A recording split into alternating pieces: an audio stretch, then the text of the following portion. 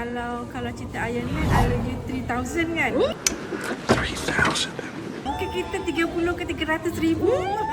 That's crazy. Thank you, Julia.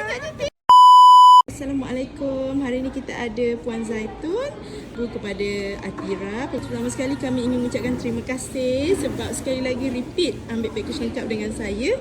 Puan, kita nak minta sedikit feedback macam mana sepanjang kita berurusan dan sehingga majlis hari ini. Okay, semuanya memang berjalan lancar. Dengan Julia memang senang dan jangan sangat memudahkan kerja-kerja akak lah. Sebab akak ambil full package, memang akak serah semua dekat dia.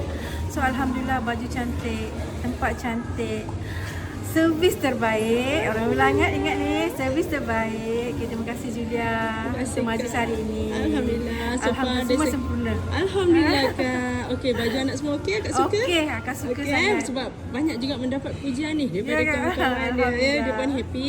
Alhamdulillah, anak aku pun cantik sangat hari ini. So far seperti yang kita rancang. Alhamdulillah berjalan lancar, Kak ya. Okay, Alhamdulillah. Terima kasih Julia and team. Okey, Terima kasih. thank you, Kak. Okey, Kak, bagi kita sikit rate, Kak. Per 10 berapa Kak nak bagi kita? Kalau cerita Iron Man, I love you 3,000 kan? Mungkin kita 30 ke 300,000. Thank you, Julia. Banyaknya thank you, Kak. Assalamualaikum. Tahniah Kak dapat menantu. Terima kasih, terima Bye-bye. kasih. Assalamualaikum.